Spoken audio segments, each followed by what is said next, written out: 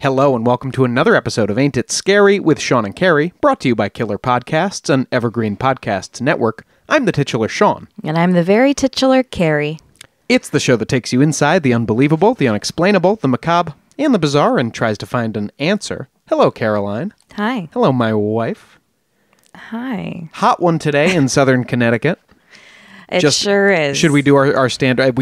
For new listeners, we do the weather every time we begin the show. We just give a quick check-in on, what the weather's doing here near us when we're recording. God, wouldn't that be awful? Hopefully just whatever use you can put that to in your day. Mm-hmm. No, but today was so hot that I saw 3 different adult men in different cities of Connecticut wearing their shirts on their heads like turbans. And just going bareback? Like Tony Stark returning from the desert. Interesting. That's very desperate. Yeah, so I thought, what better for a hot day than a cool story? Okay. And that's why we're finally, Caroline, getting to the Travis Walton UFO incident. Mm-hmm. This is, as you know, and as our listener likely knows, one of the best known and best publicized, certainly, alien abduction stories in American history. Maybe just behind Betty and Barney Hill, our old friends? I didn't hear about the Travis Walton story till a few years ago on another show. So I don't know. I mean, I feel like Betty and Barney Hill are kind of the people everyone knows, maybe. Everyone should know George Adamski. He's my personal favorite. Yeah, well, that's an even, deeper dive, I think. I'm an Adamski, stan. Right. I feel like people know Betty and Barney Hill. They know Roswell. They know Area 51 conspiracies and vague other stuff. But Travis Walton's a very interesting story. Yes, and for those not in the know, on November 5th, 1975, a logger named Travis Walton was abducted by a UFO. Sometimes you'll see a lumberjack Travis Walton was, but I actually found out during our Axe Murder series that lumberjack is like a subculture. It's not just a job. You have to be like an itinerant, like moving from place to place, living in hobo communities in the 1930s. Like, I don't know if anyone's actually a lumberjack anymore in the sense that they meant that word. Anyway, Travis Walton was a logging worker, a forestry worker, who was abducted by a UFO in the Apache Sitgreaves National Forest of Arizona. Again, this was November 5th of 1975. Walton claims that he reappeared 5 days and 6 hours later on the side of a road near Heber, Arizona. But when his, friends and family came to collect him, from the side of the road, Walton thought only hours had passed. And was he really missing for 5 days? Was he missing is a big word, but yes, 5 days did pass between the date of his abduction and when Travis came home. Mm-hmm. Travis's story was told in a book that he wrote called The Walton Experience. Actually, I think he published it as The Travis Walton Story and then republished it as The Walton Experience. And then some movie producers, some big Hollywood movie producers, picked it up and released it as the 1993 film Fire in the Sky, after which Travis re-released his book again, now under the title Fire in the Sky. Oh, okay. So, Fire in the Sky is the third title this book has had, but in the book, this is how Travis lays out events. On Wednesday, November 5th, 1975, Travis was one of a 7-man logging crew working a tree thinning contract in Apache Sitgreaves National Forest in Arizona. Tree thinning, you're cutting some of the trees down. You're not clear cutting the area, but you're allowing more room for faster growth for the trees you leave behind. Mm-hmm. So common forest management technique, and you got to have a bunch of guys go into the tree with saws to do this. So, am I dumb that I just don't think of Arizona as a place with forests? Huge forests, lots of national parks. Yeah, no, that I know, but I always think of it as very deserts and hot canyons and sandy. There's a lot of once you get into valleys and canyons, you can have a lot of cool areas. The town Travis Walton lives in is called Snowflake, but I don't think it's very cold most of the year. The boss of the crew was Mike Rogers, and he was the oldest of the 7 guys at 28 years old. The others were Alan Dalis, John Goulet, Dwayne Smith, Kenneth Peterson, and Steve Pierce. Travis tells us that this was the best per-acre bid Mike had ever gotten on a contract.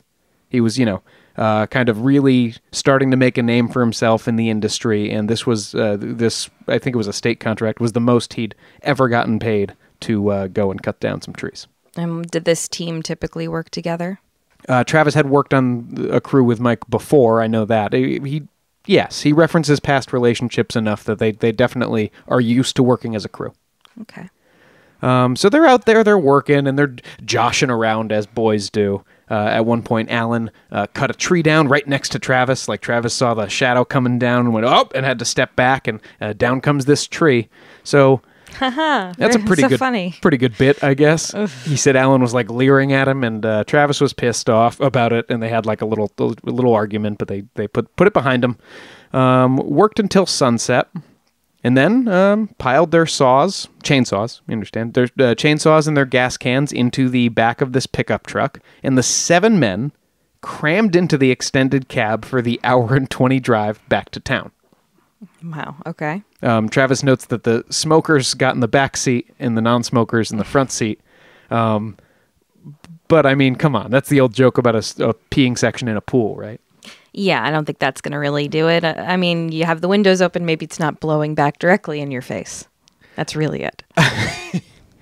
So small compensation, I guess. Mm-hmm. So the boys are bumping on down the road. They said this was a crappy old pickup truck of Mike's, and they're all cracking jokes about how shitty it is as they're bouncing along.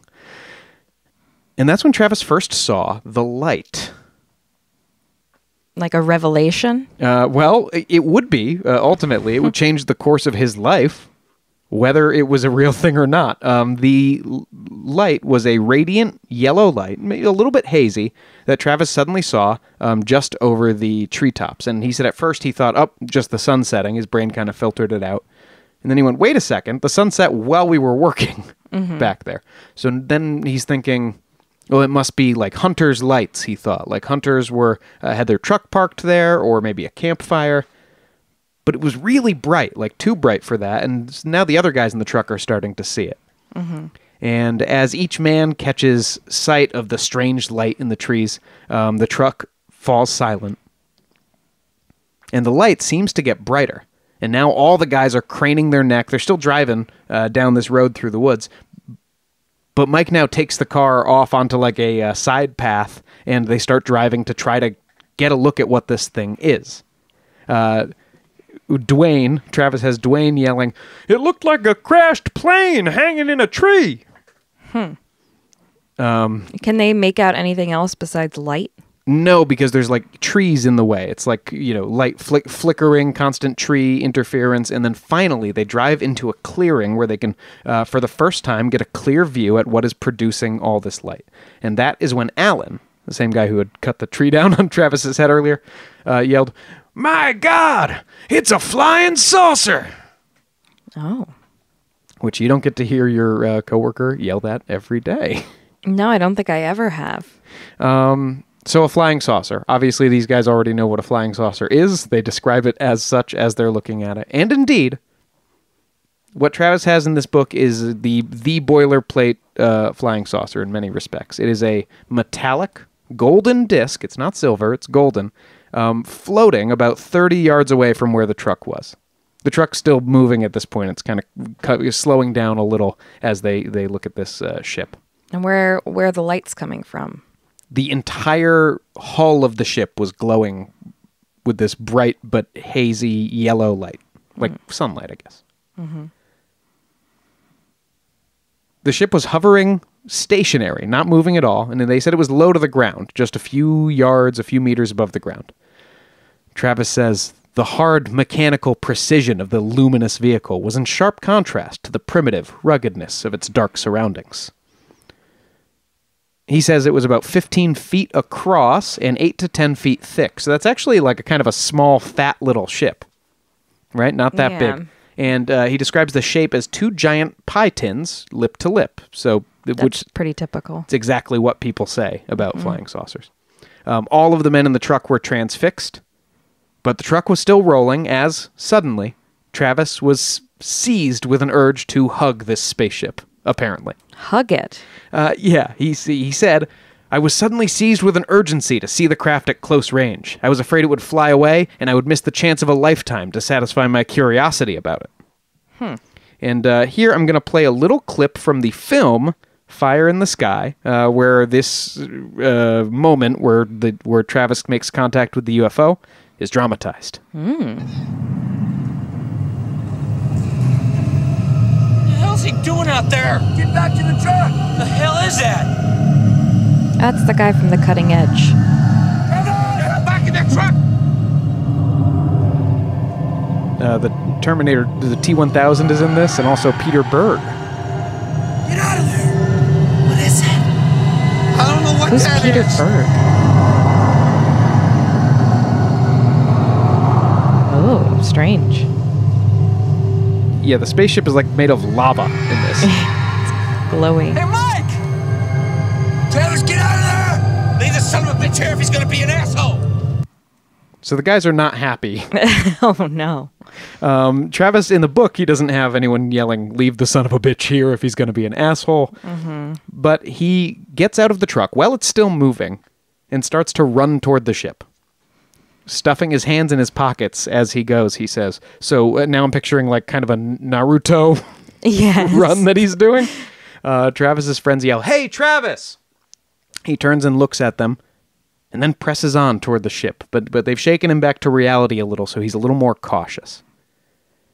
And Travis said when he got about 6 feet away from being directly underneath this saucer, he started to hear a sound, like low, heavy machinery rumbling, and that was mixed with an intermittent, high-pitched beep. Coming from the ship. Yes. Mike yelled out one last warning, "Travis, get away from there!" A warning Travis ignored. And this, I'm going to go back to the clip from the movie. This does not look like Travis describes it in the book. There's a lot of, well, we'll talk about it, but this movie was it took liberties. It took liberties, yes, dramatic liberties. Travis, get back here! Travis!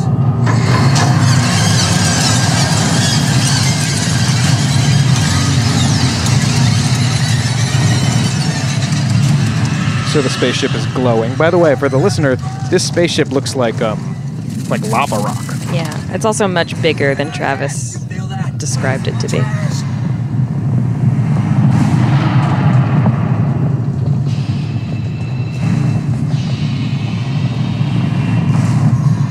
Travis! Hell out of here! Get back in here!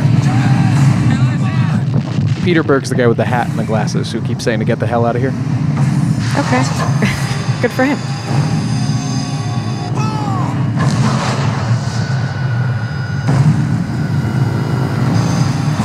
So we have Travis frozen in a beam of light.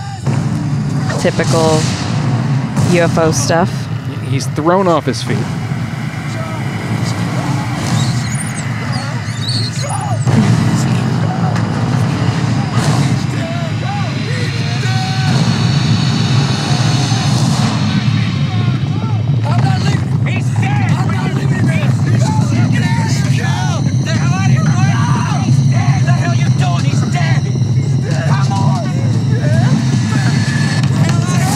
I mean, I feel like you still wouldn't leave him even if he was dead, but okay. They yell he's dead like 40 times.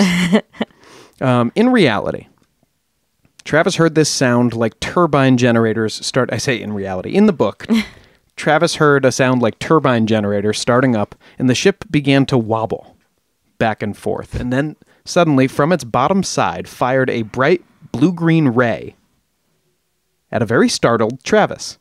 Now, Travis says he felt something like a high-voltage electrocution and then quickly went unconscious. Okay. The other loggers saw Travis arch back, his arms outstretched. Did they see the beam of light? Yes. Okay. And as it hit him, he arched back, and then the force of the beam, like we just saw in that clip, hurtled Travis 10 feet backward, and he hit the ground. Crumpled to the ground, really, and lays motionless. At which point Steve said, "It got him!" And Dwayne said, let's get out of here. And Alan said, get this son of a bitch moving. And then Mike, as he's already driving, is it following us? So these other six guys. They just abandoned him. In a panic. Like he flew back. There's no blood. And they're all loggers. It's not like this is like a group of, I don't know, like the nuns out to see the Broadway musical on the bus or something. It doesn't look good for them, I would say. So they flee the area until they're sure that this alien spaceship isn't following them. And then had a quick argument over whether Travis had been disintegrated or not. Some of the men swore that they had seen him disintegrated, and therefore there was no point in going back. Okay. Most of the guys said that, no, we definitely saw him lying there, but they all sort of agreed he seemed dead the last time they saw him. Okay. So there's more hemming and hawing, during which Mike thought he saw the same disc fly over the horizon, away from where Travis had been. And then he insisted on going back to check on Travis, much to Mike's credit. Yeah, seriously. Travis gives Mike a lot of credit here for basically insisting, like, I'm going, the truck's going. You guys can get out if you want. You can get out if you want. I'll leave you here. But we have to go now and check on Travis. Or his body. Mm-hmm. When the men returned to the clearing, they found no Travis, no disturbed earth, no tracks, and no sign of struggle, just nothing at all to indicate that anything had happened. And they were all driving back in relative silence to the town of Heber, where they'd started from that morning, and they realized they were probably going to tell local authorities about what had happened. Well, they're going to have to explain why their friend's dead or disintegrated. Exactly. It's not going to look good on them. No. Now, for Travis's part, he says that he woke up in pain. I just see this still on the screen right now. Oh, yeah, no, we're not going to play that clip for a long time, so get used to it. Travis woke up in pain, feeling like he was burned on both his insides and his outsides. Feeling incredibly weak with a metallic taste on his tongue. He says he was thirstier than he had ever been. Mm-hmm. And opening his eyes, he found himself in a triangular room. He spends a lot of time on how confused he was. He was like, I thought my eyes were playing tricks on me. One side of the ceiling was wider than the other. And then it turns out the ceiling is triangular. So he's in a triangular room. Well, it's not something we're used to, I guess. And he was lying on a raised table under some kind of a light fixture hanging from the ceiling. And Travis's first thought, he says, was, oh, good. I've been brought to the emergency room. I was obviously injured, and I'm here where someone can help me. Nope, everyone left you there. All of your friends left you behind, and this is your life now, Travis. Looking down, he says he saw a shiny, dark gray device. And I picture it very sleek and smooth, kind of an Apple product. 4 or 5 inches thick, covering his body from his armpits to his waist. Mm-hmm. Almost like some kind of a scanner or something. Mm-hmm. And he describes himself looking at this thing and studying it. And then he says, I looked up above that and saw the blurry faces of the doctors. So it's like, oh, you spent, it's like, it feels like he spent time studying this and then looks up and goes, oh, yeah, there you are. The doctors' faces were still blurry, and he could see their white masks and their white, caps that doctors wear, the little paper caps, and their strange orange surgical gowns. Those aren't doctors! Orange surgical gowns. This is dead ringers. It turns out that those weren't masks at all, but the white visages of his horrible captors. Oh no, horrible captors. Travis realized he was looking into what he calls huge, luminous brown eyes the size of quarters. How romantic. I don't know that quarters are like freakishly big. No, the eye is about the size of a quarter. Yeah. Usually. I mean, we don't see a quarter size of it. Maybe he was seeing, maybe the eye was more like a billiard ball. Or he might have meant like the iris. Maybe. Was like a quarter size, because that would be big. Mm-hmm. But still not monstrous. He describes it's almost the only thing the first time he mentions them, that's the only descriptor he gives, and he goes, these horrible creatures, and I was like, what? Just because they got big eyes? Like, it's kind of cute. But he later says they were just under 5 foot tall, vaguely humanoid in shape, with 5 fingers on each hand. But he says their thin bones were covered with white, marshmallowy looking flesh. Now, when Travis says thin bones, I do not know if he means he could see the bones because their skin was kind of hanging off of them and that the bones themselves were thin. Or like little bird bones? They were like bird-like and very... Or are they just skinny? Fragile. Yeah, I don't know. And marshmallowy looking flesh doesn't sound like it would be pulled taut over bones to me, so it's all weird. I don't know what to make of the description, but they're like marshmallow creatures. Okay, sounds delicious. They're wearing orange suede overalls that were loose and billowy, but gathered at the wrists and the ankles. Very 70s. Very 70s, and I think it's also how... It's definitely how George Adamski describes Orthon of Venus dressing, and it might be how Betty and Barney describe... how Barney described one of his captors. That's very interesting. Very interesting. I have in my notes here it says, we've seen this before. The creatures had no fingernails, no hair, and he says about a size 4 shoe. Okay. So I don't know if Travis had worked in a shoe store at one point, but he assessed these things real quick. Like, oh, it's a little foot. And they've, like I said, big irises. He does specify that. And giant baby heads. Like their heads are proportionally... big to their bodies. Too big, so they look like little babies.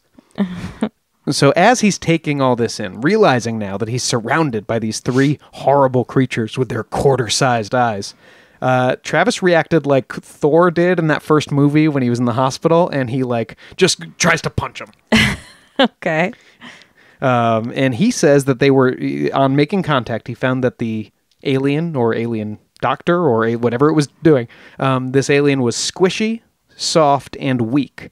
And as his fist made contact, it like, like squished into the alien, and then the alien like went flying backward against the wall.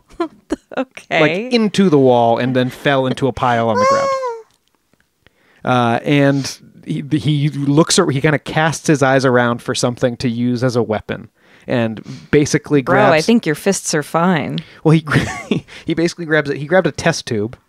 Okay, so they have test tubes. And he says he thought, well, it's a glass tube. Mm-hmm. And then he tries to break it like you would see in a bar fight or something, but it didn't break. It didn't break, so it's like a plastic test tube, and he whacks it on something, and then he just sort of brandished that at the aliens, which is hilarious to picture. But it seemed to work because the aliens kind of went, oh, and backed out. He just yeeted their friend into the wall. With just a punch. Yeah.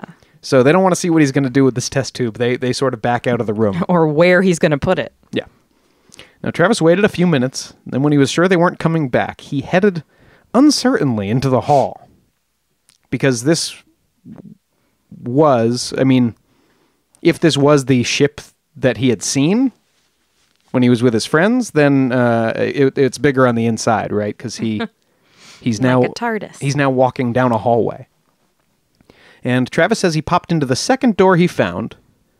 He passes by the first door, and then he talks about this kind of inner debate he has with himself at the second door, and he's like, what am I doing? I'm not going to find anything just walking down this hallway. So he decides that he has to choose a door at some time, and he walks through this door. Travis found himself in a domed room 16 feet across. Always very exact measurements. Maybe he has to be good at measuring because of being a logger. Well, you have to know where the tree's falling and such.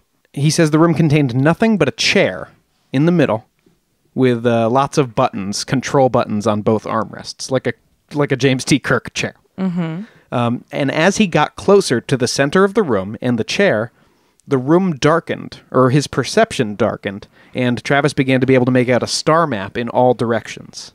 Like a 3-dimensional star map kind of popped out as he got closer to the center of the chamber. So, because apparently Travis has never played Dungeons and Dragons, and certainly he hasn't played Call of Cthulhu, Travis sat down in the chair and started pushing buttons. You're going to press like the explode ship button. Exactly. That's what would happen in Call of Cthulhu. Total rookie move, but all that happened was he pressed a couple buttons and some stuff popped up on a screen somewhere. And then Travis pushed on a lever that he saw. Never pushed the lever, certainly. No. And the star map slowly began to rotate around him. Travis suspected he might be flying the spaceship and left the chair behind. Yeah. But then as he got back toward the outer edge of the room, he found that the door he had entered through was gone.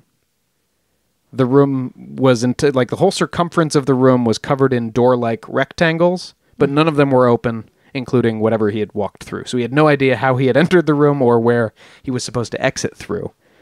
Until, with a whoosh, a door opened up, and a helmet-headed human man was standing in the doorway. What kind of helmet? Like there are illustrations included, like a fishbowl, deep sea diver, like a 1950s version of a spacesuit. Before people actually went to space. Right. This human, Carrie, was wearing basically a fishbowl on his head and a tight velvet jumpsuit. They love these soft fabrics. Oh, and he talks a lot about how tight this jumpsuit is and how it hugs the curves of his body. He tells us how built this man was. Like he's real masculine and muscular in his tight jumpsuit. And he has long, lustrous blonde hair. It sounds like Valiant Thor-ish. It does very much sound like Valiant Thor, Carrie, and that's right. We've sort of had gray. We had gray kind of sort of aliens, sort of Roswell-y aliens before, and now we're running into the blonde, beautiful white humans that alien people always seem to run into. So obviously Travis sees this guy and he runs up to him and starts asking him just a ton of questions. Hey, who are you? Where am I? How did you get up here? Are you a human? I'm a human. Get me out of here. Can you get me out of here? What's your workout regimen? These are the kinds of questions that he's asking. The man doesn't say anything. Instead, just silently grabbed Travis gently but firmly by the arm and led him to an elevator. Or at least, he leads Travis to an elevator, to a room like 5 feet by 10 feet or something, and they just stand there for 2 minutes. And then the door opens again, and they walk out in a different place. So, elevator. And Travis, when he steps out again, he finds himself stepping into a huge room, shaped like a giant quarter pipe with a lighted ceiling. So it's an arcing ceiling down from the wall down to the floor. And he found that he was stepping out of a much larger flying saucer than the one he had seen back after his day of logging. This ship was 60 feet across and 16 feet high. So I guess maybe a two-story ship. It's like 4 times as big as the other one. The sexy Nordic alien led him through a hangar of oval-shaped flying saucers and smooth, shiny, spherical craft about 45 feet across. That's another popular kind of spaceship people see as orbs. Or cigar shapes. He didn't see any cigar shapes, although cigar shapes I've always kind of thought are probably just elongated from the motion. Could be. The sexy Nord led him through this hangar, down a hall, and into a room where there were 3 more white blonde people all sitting at a table. Quoting Travis here, "The 2 men had the same muscularity and the same masculine good looks as the first man. The woman also had a face and figure that was the epitome of her gender." It's the same as the Valiant Thor people. That's how they were described. These 3 kind of Nordy aliens stood up and walked over and firmly, but gently and not unpleasingly, pushed Travis down onto the table, and he found a blue oxygen mask being placed over his mouth. The next time Travis woke up, he was lying on the cold pavement on the road headed into Heber from the west, and it was 5 days and 6 hours after he had been taken. Wow. And we'll get into what happened next after the break.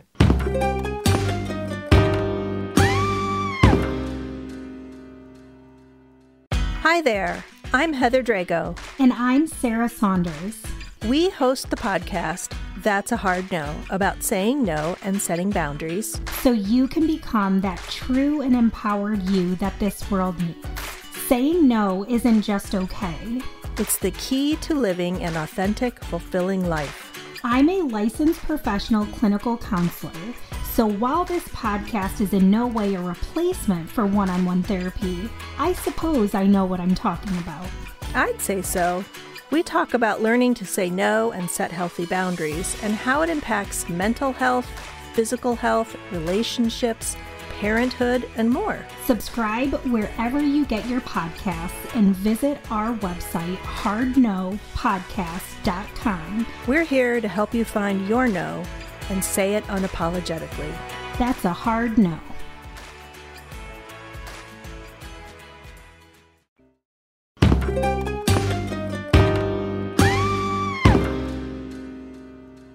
Welcome back to the listener, and welcome back to you, Caroline.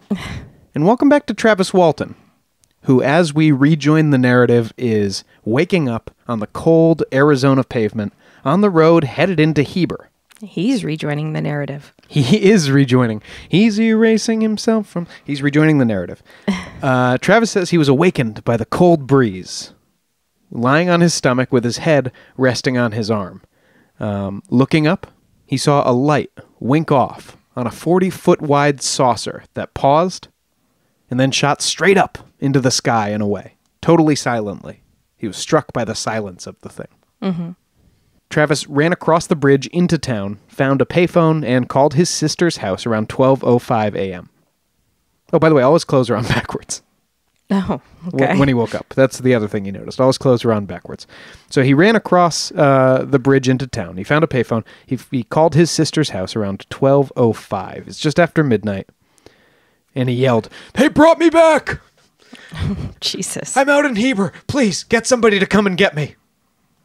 His brother-in-law, Grant, thought this was, quote, another cruel prank being played on the family, and went to hang up the phone. Because remember, they've had 5 days of presumably this. Yeah. Grant, though, drove over to Travis's brother Dwayne's house, and he figured he should at least tell him. And after the two of them talked it out, they figured they should at least check it out, just in case. And when they go, there was Travis. And here in the book, he says, lights suddenly shone into the phone booth. So I guess he's taken shelter in the phone booth against like the cold air of the night. Or wind. Just being abducted again. He just wants to not be abducted again. Dwayne opened the glass door of the booth and helped me to my feet. So he's huddled in the corner of a phone booth. Mm-hmm. Actually, in the movie, he's also naked at this part. But again, the movie has some sensational details. Mm.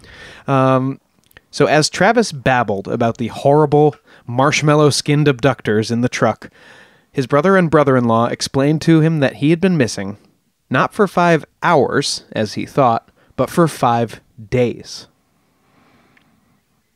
Yikes. When he was examined by doctors right after this, Travis was found to have no burns, no cuts, no marks, or any bruises of any kind on his body, even from when he flew back and smacked into the ground less than a week ago, except for a tiny puncture-like wound near his elbow. The doctor said it was the kind of thing that would be left by a syringe or a thorn. Okay. But that was it. Otherwise, perfect condition. Now, while Travis was gone, because, again, there are 5 intervening days here, and his friends immediately became suspicious to the police when they showed up and said they had seen their friend zapped by a light by an alien spaceship. And then totally pieced out. Then they pieced out, and then when they went back, he was gone. Alan, during the interrogation with the police, mentioned the spat between himself and Travis earlier in the day, and police were at this point following, although soft-pedaling, the theory that he had probably killed him in hot blood over this fight they were having in the woods, and the other guys were covering for him. That's a big jump, but I mean, there's no other leads at this point. Yeah, we mostly have Travis to believe on this. The police have never really the police don't care enough to talk a lot about this after the fact, and it's, I guess, a slightly embarrassing police incident. I mean, they're sort of kind of bamboozled by these guys in that these guys lied to him for 5 days before the guy showed back up. When Travis did show back up, police had some questions for him, but there was really no crime to investigate anymore, and everyone went home. But media swarmed the tiny town of Snowflake, Arizona. And Travis says he was bombarded by interview requests just constantly. Mm-hmm. Again, in the movie, they actually have a UFO report, a reporter with a flashbulb in Travis's face, like as they're trying to pull him out of the phone booth. There's already somehow somebody has already heard and come. But that kind of gives you an idea of how intense the media firestorm got. Sure. And I guess we see this with any of the alien cases. There's always a dust up of media activity that people usually don't enjoy when they get it. Mm-hmm. Travis says that he shut those reporters down by signing an exclusive with the National Enquirer. Oh, dear. That most august of news sources. Yeah. It was a great choice and a great vehicle for the story, though, because in 1976, Travis Walton and his buddies were awarded, collectively, $5,000 by the National Enquirer for their best UFO story of the year. Oh. This was after the Aerial Phenomenon Research Association. And of course, you've seen our APRA's stuff in any alien story that you've investigated, Carrie. Oh, sure. They're one of the foremost ufology groups. They had administered a polygraph to Travis Walton, and he had passed with flying colors. Well, as you always remind me, Sean, it is a bunk science. It is bunk science. It is not admissible in court, and that is for a reason. Although it can tell you whether somebody's nervous, I suppose. Mm-hmm. Now, once early on, because remember, we're dealing with a missing time phenomenon here, just like with Betty and Barney Hill. Although here, instead of hours, we're missing days of Travis Walton's life. I mean, he remembers a pretty horrifying experience. I mean, some soft... But it doesn't stretch over 5 days of time. Right. So not only does he have the horror of the memory that he does have, there's also the, well, if that's what I do remember, what did I suppress, or what did I shut out, or what else happened to me? Mm-hmm. So once, early on, Travis says he did try hypnotic regression to recover that lost time. But when he was in the hypnotic trance, he just got very afraid and kept saying, I don't want to remember. I don't want to remember. I fear for my life. Mm-hmm. And so they gave up on that. He never tried hypnotic regression again. And apparently he doesn't even hang out at UFO conferences. He's not into UFOs. He only shows up at UFO conferences if he's a featured speaker. Right. So it's not something he's dedicated his life to. He doesn't seem like he's nerdy about it. Okay. Well, that's probably a point in his camp for believability. Could be. Now, in 1993, as I said, some Hollywood producers approached Travis, and Fire in the Sky was produced, using the Walton experience, his book, as its source. The movie stars Robert Patrick. Again, that's the T-1000. He's also in the X-Files. That's right. And as Travis himself, Carrie, you saw there, D.B. Sweeney. Mm-hmm. From The Cutting Edge. From The Cutting Edge. Sweeney is also currently the voiceover guy for the Oprah Winfrey Network. So, I don't know why they're hiding that handsome face. He's a good-looking guy. I don't know why they're hiding that face behind a... Yeah, I feel like he was also... Was he in 8 Men Out? I think he was. Mm. Yeah, he was big in the 90s. I'm glad he's still doing stuff with Oprah, I guess. As you saw, Carrie, the sighting and abduction itself was played pretty straight in the movie. The ship certainly looks different. It looks like kind of a really metal, honestly, like a lava rock glowing in the middle, and then when it's going to shoot the beam, the rock turns more molten. Yeah, that was really it's very lava-y. Yeah, I'm going to mention D&D again in this and say that was a D&D monster. It was awesome. But they see the ship. The ship knocks Travis down. The loggers freak and get out of there. But then, in the movie, they get into a much deeper subplot about what's going on with them back in the town, and all the paranoia around them, and the suspicion, and the loggers are kind of social pariahs, and they all have to take polygraph tests, which most of them pass. Oh. Most. And, one is inconclusive, so it's why put that in the movie, then? Just... Yeah, well, Just keep it clean. This is a weird narrative. Then... Travis turns up in the desert and calls from a gas station. Like I said, he's naked in the movie, something for the ladies. Is he like butt-ass naked? Like full frontal naked? No, you don't see full frontal. Absolutely not. Okay. Well, I think you see his butt, though. all right.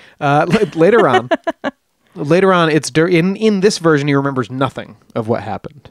Mm-hmm. And it's later during a welcome home party that Travis has a sudden flashback to the spaceship. Oh, no. And here's where they really felt they had to turn the dials up for Hollywood here. Because there wasn't a whole lot of action. I mean, Travis punched that kind of pillowy guy. But in the movie, he awakens in a slimy cocoon. Ew. And it's like pressing against the slimy white walls of this cocoon that he can't get out of. He struggles and ultimately breaks free and finds that he's tethered to the wall of this like anti-gravity room. It's like a kind of circular, like a hive-shaped room, and there's other humanoids cocooned to the walls. Now, the way he finds out what's in these other cocoons, there's like an umbilical cord kind of a thing in his cocoon that attaches to the wall. It doesn't seem like it's not like the Matrix where he pulls a plug out of his head or something. So I don't know what the tube is attached to, but he kind of uses it to go spelunking in this zero gravity room, but he can't figure out how to do it, right? And he kind of, like Goofy or something, clumsily smashes into one of the cocoons head first. And gets like wrists deep inside of a rotting corpse. Ugh. What? So that's his first clue that like, shit's not cool here. You know, people are dying in these cocoons. Well, this is completely different than Travis's story. Yeah, well, so then he gets into a normal gravity room. He sort of swims down into a hallway and into a room with normal gravity. It's much smaller and closer and darker. And the walls are, for some reason, like the surface of the moon, like a cartoonish, like perfectly circular craters in the wall. I thought that was weird. Anyway, the room is full of alien spacesuits. And they have weird shaped heads, smaller heads than humans should have, and they're kind of small and slight and thin, these spacesuits. And you know they're spacesuits because when Travis sees them, he says out loud, "Spacesuits." Like it's Turtles in Time on the SNES or something. And then one of the aliens comes at him from behind in the spacesuit, right? No. So it's like, oh, the spacesuit is alive. But it moves way too slowly to be frightening. In any way, it kind of like creeps up behind him. And then he turns and punches it, and it goes flying across the room. Well, at least we kept that. Yes, we did keep the best part and Travis's most heroic moment. But the creature, he knocks the creature's helmet off. And they look, as you can see, Carrie, not quite as Travis described. The flesh is more kind of flesh-tony. They're looking very penile. They do look like penis men, yes. There's no other way to describe it. That's why I was laughing when I saw them just bobbing out of the bottom of the screen there. So he knocks off the helmet. He's horrified to see that it's a penis man. And then this penis man is joined by another penis man. A phallic terrestrial. And they catch him and drag him down the hall to an exam room.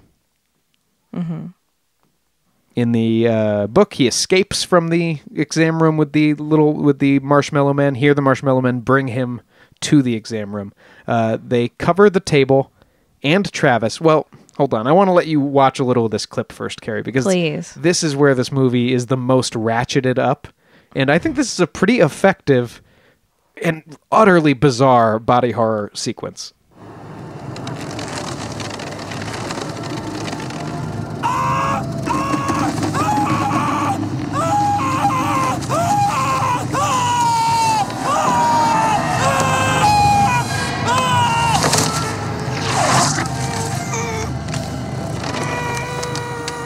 So what's happening is the aliens have put some kind of a latex-looking... It looks like a latex glove, yes, but over his entire body. And over the whole table.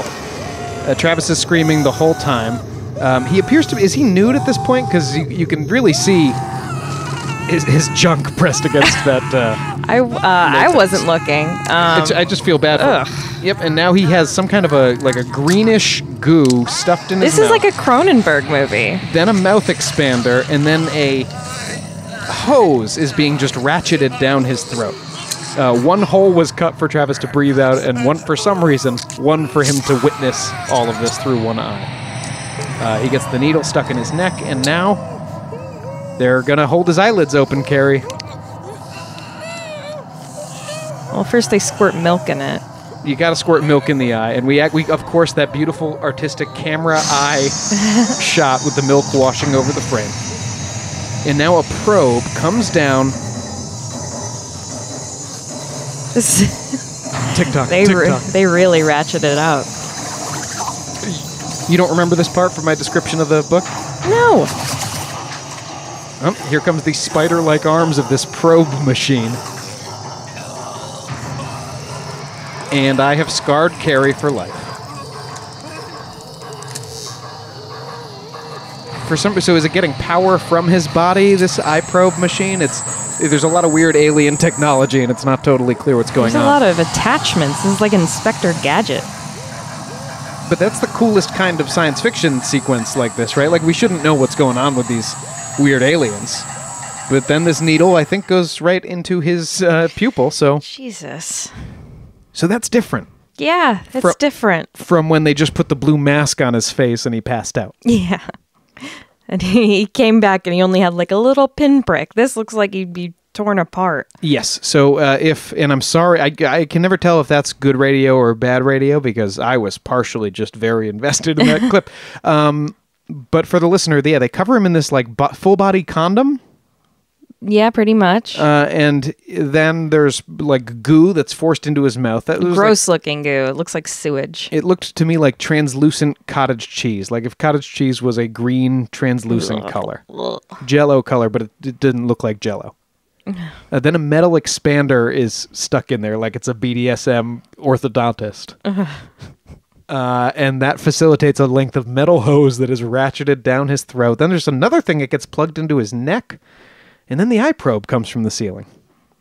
Yeah, and the needle comes out of that, and it looks like it's going to poke him in the eye. It's pretty horrifying. And appropriately, John Carpenter's The Thing, a clip from that started playing on YouTube right after that was the autoplay. So that makes sense.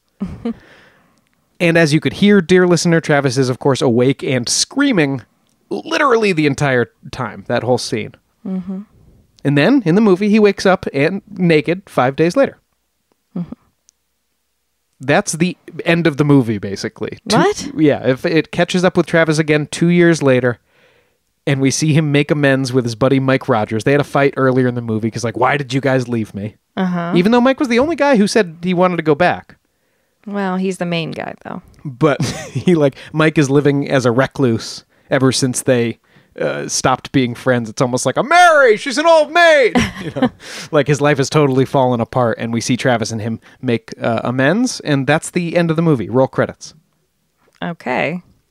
Weird, like, structure. Like, the first half of the movie, you don't get any alien stuff at all. It's just the friends back in the town. And then you get the most alien stuff. All alien stuff. And then we don't really consider what it means or learn anything. It's just like, and that was fucked up, huh?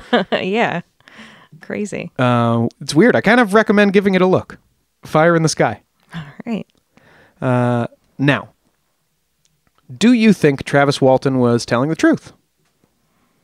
I have no way of knowing. What I find the most intriguing was that he was really missing for that span of time. And like, what was he doing that whole time? If he wasn't... I mean, I don't know. Like, where was he? Sure. I mean, a buddy's hunting cabin or something. Like, you go wherever. Well, he would need accomplices in that case. He has 6 of them. Because there's 6 guys who say they saw the spaceship, right? So if it's a lie, they're all lying. But did they... I mean, Travis wrote the book and everything and did the movie, but did they profit out of it? Or was the only profit that they made the $5,000 that was split between them with the National Enquirer? As far as I know, the only profit is the $5,000. I don't know if it seems worth it. No, there's a documentary recently that Travis, like, I don't know if he's a producer on it, but he heavily promotes it, and I think he sells it through his website. Mm-hmm. And in that, he's got like some of his buddies from that day, like walking around the clearing where they say it happened. Like, yeah, and then we sure did. We thought, I think it was me who said he's dead. I don't know. It's a long time for, 7 people to keep the same story. I suppose. How often do you think they're asked about it nowadays, though? Probably more than you'd expect. Yeah, it was probably pretty Certainly frequent. him, but I mean the others too.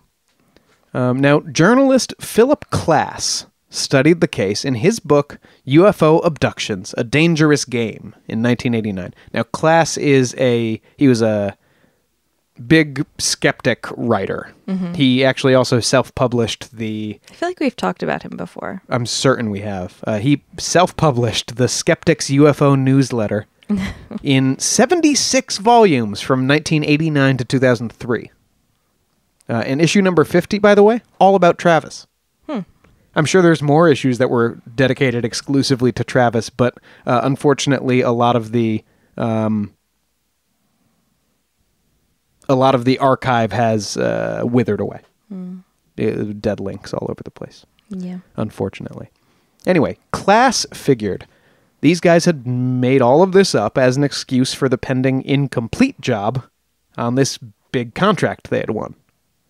And the work wasn't, in fact, completed. Well, how could it be? They were too busy looking for Travis and dealing with the police investigations.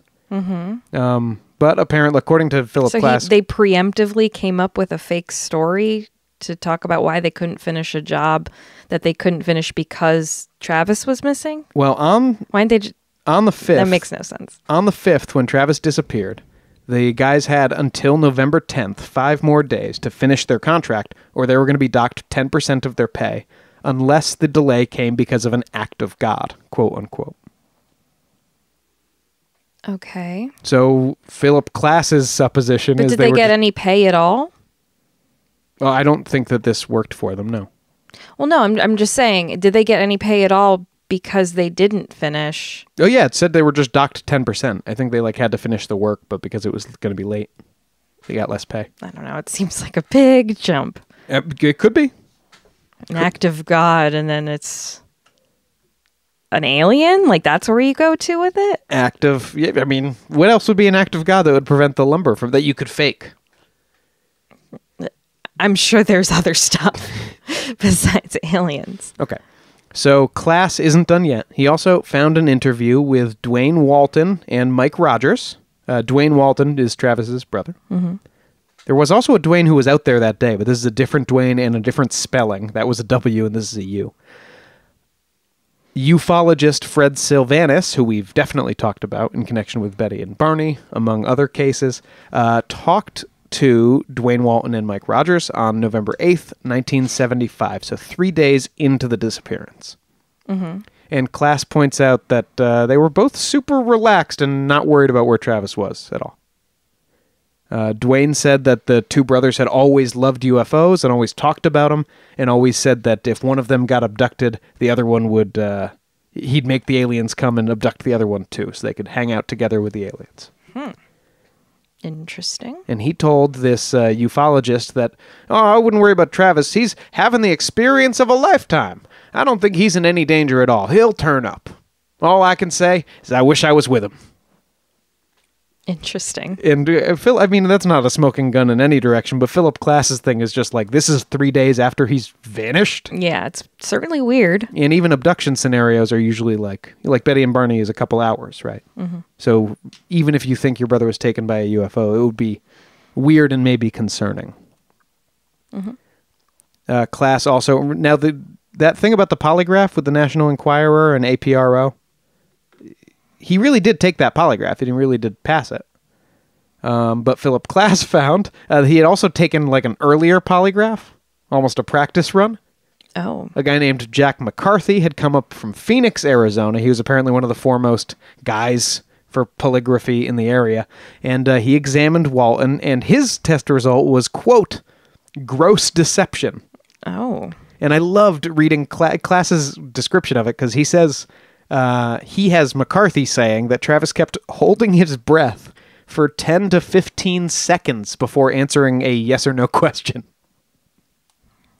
Oh, is that okay? Travis says that is a he calls it a respiratory quirk. Like he holds his breath before he talks? Before he answers a question that he doesn't know the answer to? Respiratory quirk. For what it's worth, he does seem like a nice man and a fairly humble man.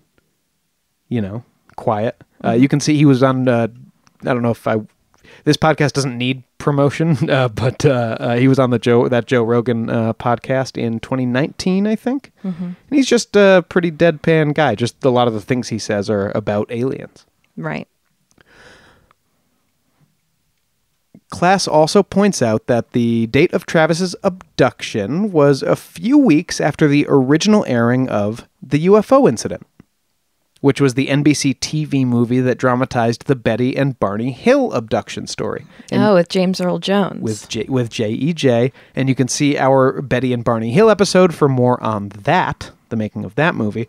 But basically, Class says that abduction and UFO reports, I think we said that in that episode too, abduction and UFO reports went way up across the country after that movie came out because the idea was just in people's heads now. Well, it's like when The Exorcist came out, a lot more devil stuff was floating around.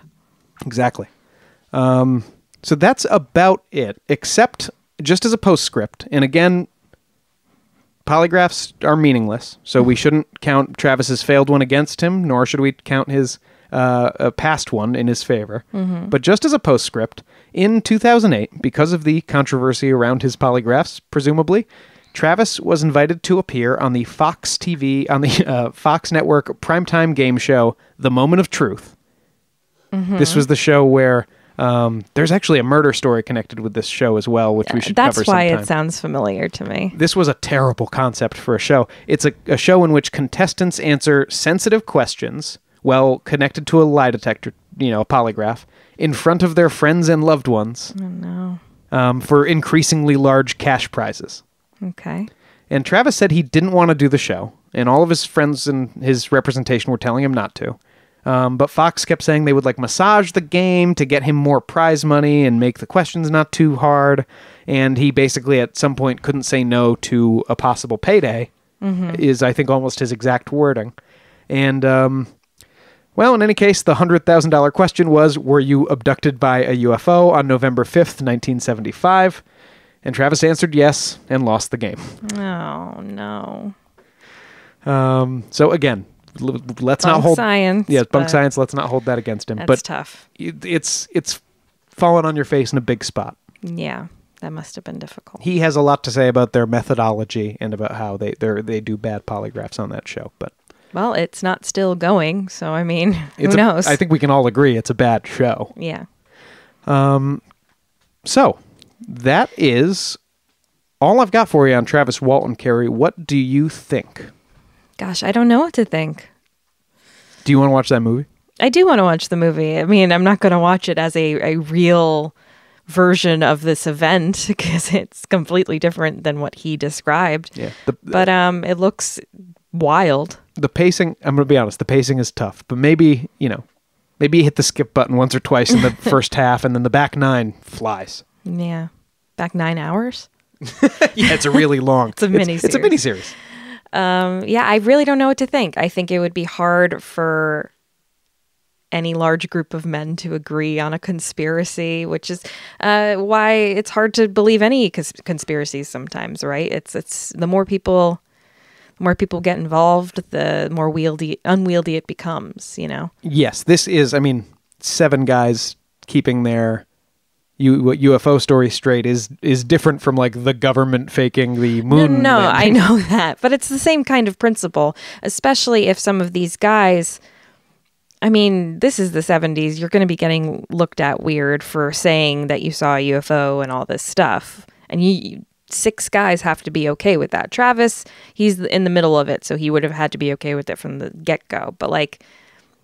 But these other guys aren't famous. They're not famous, but I'm sure people ask them about it all the time, especially locally. Yeah, locally, I bet when they meet somebody, or I bet maybe ghost, freaky people, UFO people who like freaky stuff. I don't mean that people are freaky. UFO people, people like us will probably come into town and ask him if they can find him.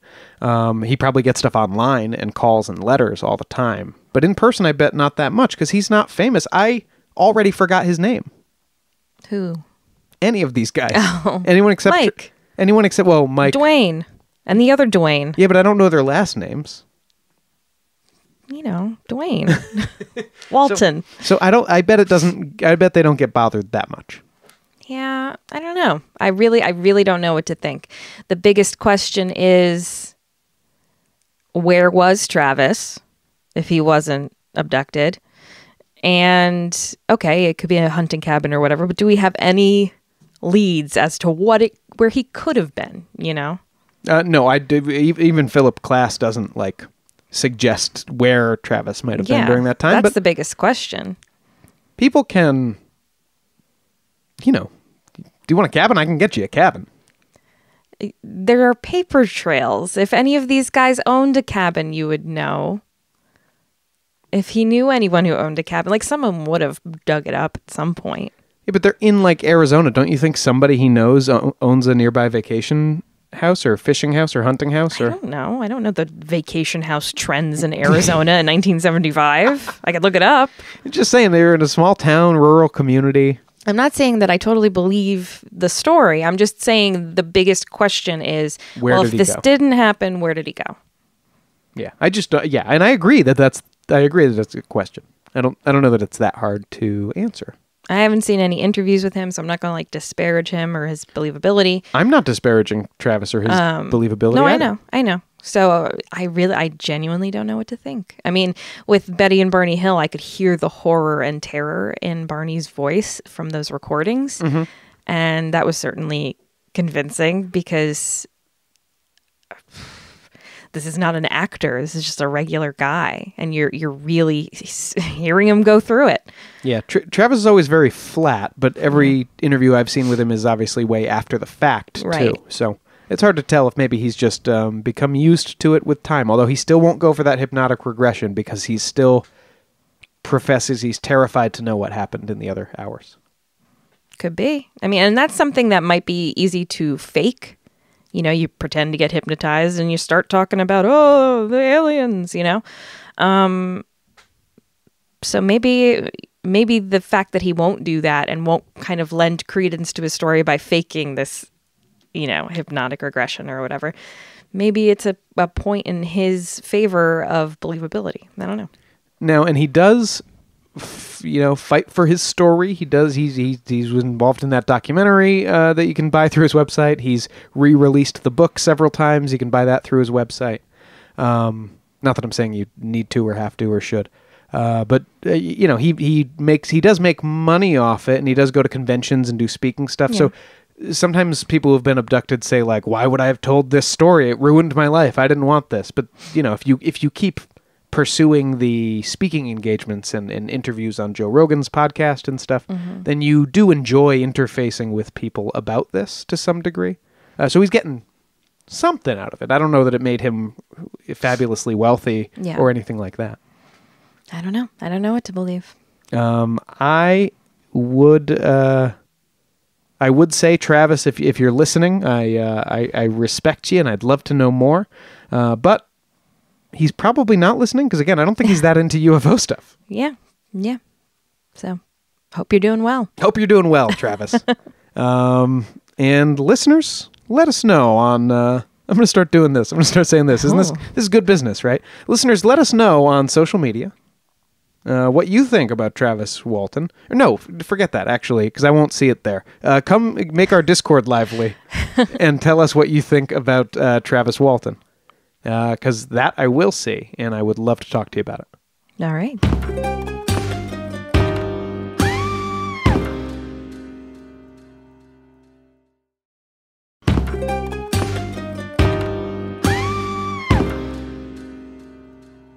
Listeners, we wanted to bring you some news about us this week. Like we mentioned a couple weeks ago, this upcoming weekend, July 16th and 17th, will be the second annual Paracon. Oh, get at us. Yeah, we'll be there. We'll have a table there.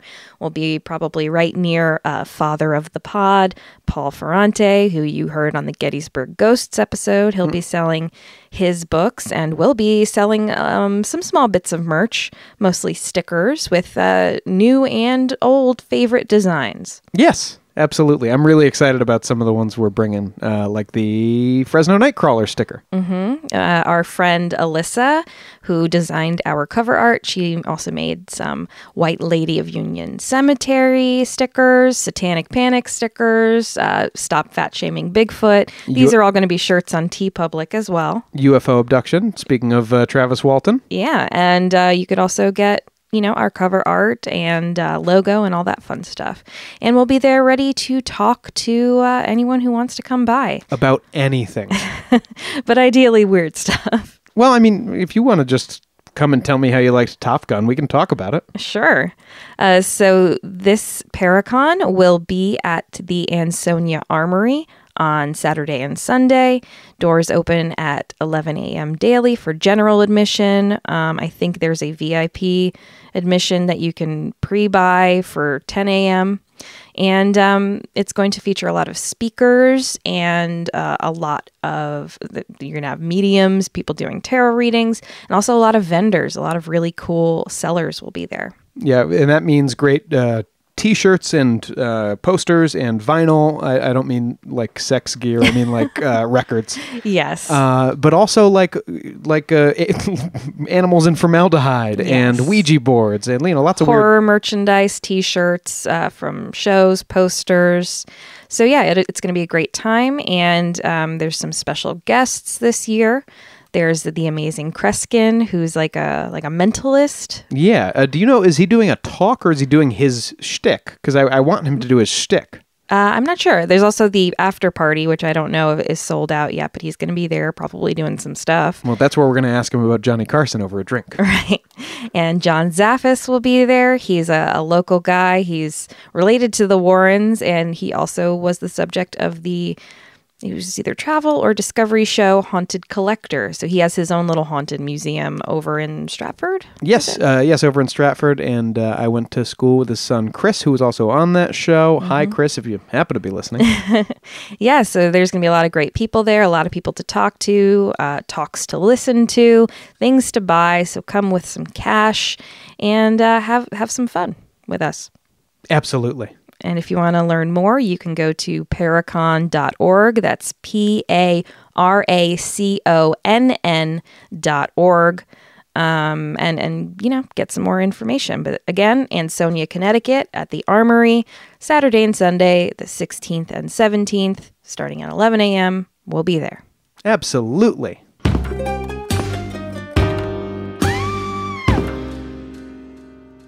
That's it for this episode of Ain't It Scary with Sean and Carrie. Like us on Facebook and follow us on Twitter and Instagram at Ain't It Scary, and check out our website at ain'titscary.com. You can support the show by supporting our sponsors and becoming a patron at www.patreon.com/ain'titscary. And please subscribe to the show and throw us a 5-star review on Apple Podcasts and also now on Spotify. We'll be forever grateful. Special thanks to our beloved top-tier patrons, Nate Curtis, Sean O'Donnell, Jared Chamberlain, Maria Ferrante, Robin McCabe, Comfy Mike, Alex Nakutis, Ryan Regan, Christy Atchison, and our newest patron, Ira. Carrie, do you think people listen this deep into the show? How about this? Listener, if you're, just you, don't tell the others, just come to the Discord channel and tell me if you listen. Well, they have to be a patron to do that. We only give patrons the Discord link? Yes. I think we should reconsider that policy. Okay. We can talk about that off the air.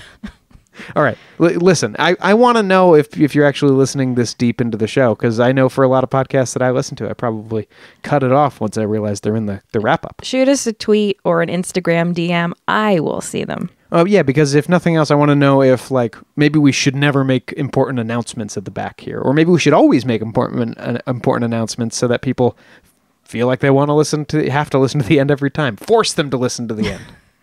Okay. Well, for everyone else, see you next Thursday. Show created by Sean and Carrie McCabe. Music by Kyle Ryan. You can find Kyle at his YouTube channel, Music is a Verb. Ain't It Scary has been brought to you by Killer Podcasts and is a production of Long Boy Media. Hi there. I'm Heather Drago. And I'm Sarah Saunders. We host the podcast, That's a Hard No, about saying no and setting boundaries. So you can become that true and empowered you that this world needs. Saying no isn't just okay. It's the key to living an authentic, fulfilling life. I'm a licensed professional clinical counselor, so while this podcast is in no way a replacement for one-on-one therapy, I suppose I know what I'm talking about. I'd say so. We talk about learning to say no and set healthy boundaries and how it impacts mental health, physical health, relationships, parenthood, and more. Subscribe wherever you get your podcasts and visit our website, hardnopodcast.com. We're here to help you find your no and say it unapologetically. That's a hard no.